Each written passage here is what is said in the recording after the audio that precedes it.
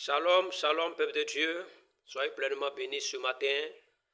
Au nom du Seigneur Jésus-Christ de Nazareth, notre Seigneur qui nous aime tant, qui ne veut pas que nous nous égarons pour se retrouver dans le feu éternel. Ce matin, je voudrais partager la parole de Dieu avec vous. Toi, tu m'entends? La Bible nous parle de deux chemins dans le livre de Matthieu, chapitre 7, à partir de verset 13 à 14. Il y a deux chemins que le Seigneur met au-devant de nous. Il y a le chemin resserré et le chemin spacieux. Il dit, entrez par la porte étroite, car large est la porte, spacieux est le chemin qui amène à la perdition, et il y en a peu, il y en a beaucoup qui entrent par là. Mais étroite, la porte, et le resserré est le chemin qui amène à la vie. Et il y en a peu qui les trouvent. Voici les deux chemins qui sont devant de nous. Ceux qui sont nombreux sur le chemin spacieux, c'est ceux qui sont nombreux. Ils sont sur le chemin spacieux et qui amènent en enfer. La perdition, c'est l'enfer. Mais ceux qui sont sur le chemin resserré sont peu. C'est peu qui trouvent ce chemin-là.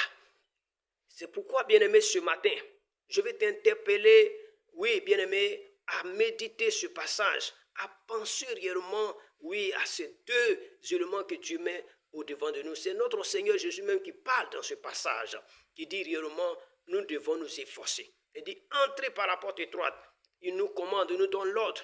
Oui, quand nous lisons encore Luc, chapitre 13, verset 23-24, une personne a posé une question au Seigneur de savoir est-ce que c'est peu de personnes qui seront sauvées. Mais regardez la réponse que le Seigneur dit. Il dit, efforcez-vous de rentrer par la porte étroite, car beaucoup cherchent à rentrer par là, mais ils ne le pourront pas.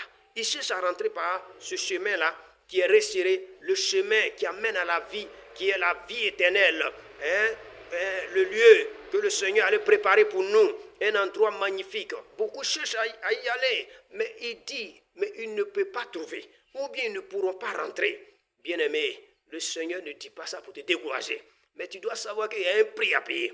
Tu dois savoir que, oui, pour aller au ciel, ce n'est pas un jeu. Le salut de ton âme n'est pas un jeu. Tu dois chaque jour t'interroger, chaque jour te poser la question, est-ce que réellement je suis sur le chemin qui amène à la vie? Le chemin, oui, du salut. Le chemin qui peut réellement me garantir le ciel. Tu dois chaque jour te poser ce genre de questions. Est-ce que je suis sur le chemin?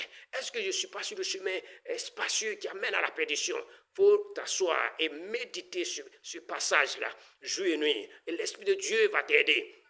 Parce que Dieu ne veut pas te perdre. Dieu ne veut pas réellement t'égarer. Dieu ne veut pas te voir dans ce feu-là. Il y a le feu éternel réellement. Il y a le feu qui existe. Le feu, beaucoup ignorent cela. Beaucoup pensent qu'il n'y a pas le feu éternel. Beaucoup pensent qu'il n'y a pas le paradis. Bien-aimés, donc ils mènent leur vie chrétienne comme le veulent. C'est pourquoi le Seigneur dit beaucoup ne peuvent pas trouver ce chemin. Parce qu'ils prennent la vie chrétienne comme un jeu. Ils prennent la vie chrétienne comme de la plaisanterie. Ils aiment la plaisanterie. Bien-aimé, ce n'est pas la plaisanterie. Il faut réellement appliquer la parole de Dieu à ta vie. Il faut être conforme à la parole de Dieu. Il faut mener réellement la vie de sanctification, la vie de pureté. Oui, il faut être agréable à Dieu. Il faut chaque fois penser à cela. En le faisant ainsi, bien-aimé, tu seras tout le temps sur le chemin resserré. Et tu sais qu'avant de quitter la terre, tu seras convaincu par l'Esprit de Dieu que même si tu quittes la terre aujourd'hui, tu vas rentrer dans le royaume des cieux. C'est en cela, bien-aimé, il est question ce matin. C'est en cela, bien-aimé, que ce matin, je vais attirer ton attention sur ces deux passages,